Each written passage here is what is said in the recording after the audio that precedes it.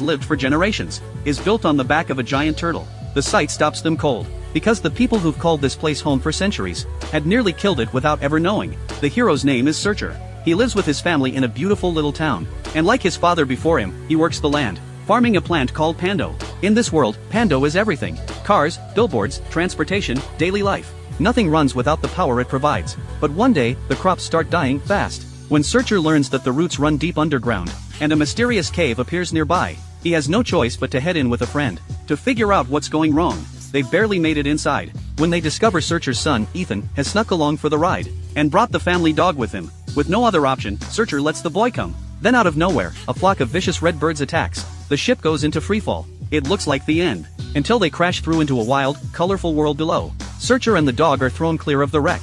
Lucky for them, the ground is covered in soft, squishy tentacles that cushion the fall. A school of tiny red fish drifts overhead, moving in formation. As Searcher sets off to find the others, he spots a small blue creature. It slaps him across the face, then bolts. Searcher and the dog give chase, but the little thing calls in backup, a giant spiky beast. It lunges at them, tentacles flying, ready to swallow them whole. Then a wild man drops in out of nowhere, pulls out a flamethrower, and drives the creatures off. When he takes off his hat, Searcher freezes. 25 years ago, his father vanished on an expedition. Searcher had always assumed he was dead, but standing right in front of him is Jaeger, his father. Jaeger thinks he must be dreaming, until Searcher pulls out the compass his father once gave him. That's when it hits Jaeger, this is real. The two set off to regroup with the others. Along the way, Jaeger burns through the brush blocking their path, not noticing the little dinosaur-like creature trailing behind them, dropping tiny yellow mushrooms in their wake. Wherever the flames had scorched, the mushrooms bring it back to life.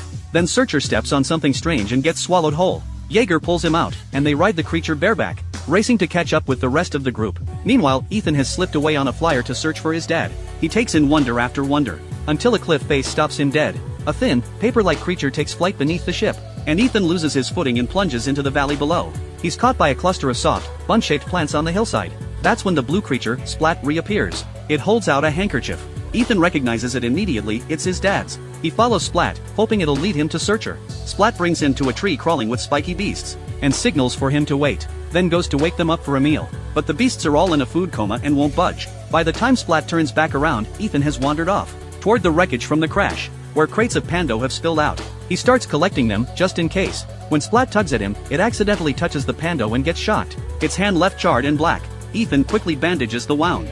That small act of kindness changes everything. Splat realizes Ethan isn't a threat, and just like that, they're friends. But then the sleeping beasts all wake up at once, reaching out to grab Ethan. Splat steps in to hold them off, buying Ethan time to run. Just as the beasts close in, Searcher and Jaeger arrive in the nick of time.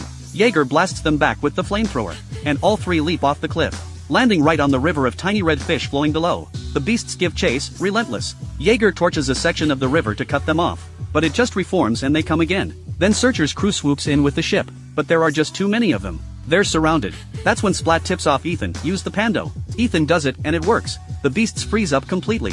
They seize the moment and escape. With the roots withering faster than ever, the group pushes deeper into this strange world. Along the way, they pass through breathtaking sights. Skies full of heart-shaped petals floating like 1,000 lanterns, and fish-shaped clouds drifting by in every color, almost as if they're alive, waving hello. Eventually they reach a sea of acid. Even the most seasoned pilot on board can't navigate through it. Then Splat steps up. Turns out, it's old friends with the green rubber worms that live here. A quick conversation later, the worms agree to do Splat a favor. Countless flying worms gather under the hull, kick their little legs in unison, and carry the ship safely across the acid sea. On the other side, they enter a world where life exists, both above and below, like a mirror of reality. They nearly collide with a mountain that's moving on its own. Before long, they find the source of the Pando roots, and the red birds and spiky beasts show up right behind them. But this time, they're not attacking the crew. They're attacking the roots. That's when it clicks. The Pando has been funneling all its energy here, fighting these creatures. The crew doesn't understand why, and decides to help the Pando side. They load up the Pando as ammunition and open fire on the red birds. Splat rushes in to stop them. Ethan doesn't fully understand why either, but he doesn't want to hurt these creatures. He and Searcher get into a massive argument, and Ethan jumps off the ship in frustration. Searcher hops on a flying bike and goes after him. Still arguing, the two of them reach the edge of the world, and find a boundless ocean stretching out beyond it. Then the ground starts to shake. The land itself opens its eye, and in that moment, father and son understand everything. They've been living on the back of a giant turtle. The balloon tree forests they travel through, the turtle's lung sacs, the little red fish flowing like rivers, its red blood cells, the spiky beasts and the ferocious red birds that kept attacking them, the turtle's immune cells and phagocytes, the acid sea they crossed, its stomach, The turtle has been growing weaker because the Pando crops have spread their roots deep into its body. The immune system has been fighting back, but the roots have completely wrapped around the turtle's heart, and nothing can get through. If the heart is consumed, their home will sink beneath the ocean. Father and son race back and tell the others, but no one believes them. The crew has lived off Pando their whole lives. They can't accept the truth. They lock the two of them up. Meanwhile, Grandpa Jaeger rides off to sea for himself. Lucky for them, the dog is still on the outside, and with Splat's help, they break out. To save their home, they make their way to the turtle's heart. Searcher sends Ethan and Splat to lure the immune creatures over,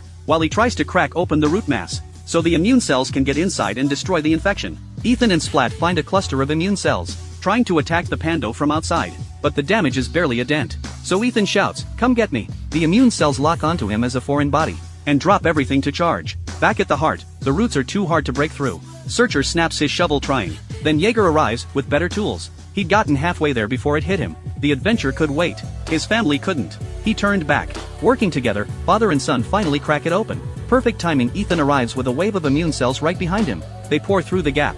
After a long fight, the immune cells win. The roots strangling the heart begin to fall away. The three generations are about to celebrate, when they notice something is wrong. The heart has stopped beating. It's dull, gray, still. A heavy silence falls over them. Then, a miracle. The little mushrooms come rushing in, followed by the small dinosaur creatures. They are the turtle's repair cells. Under their care, the heart stirs and begins to beat again. The red blood cells flow back into action, carrying fresh life through the great creature's body. The turtle is alive. The strange world around them blooms back to life. Thanks to one family's courage, they saved the great turtle, and the home they've always known. They can't grow Pando anymore, or use electric power as before, but none of that matters, as long as they're together.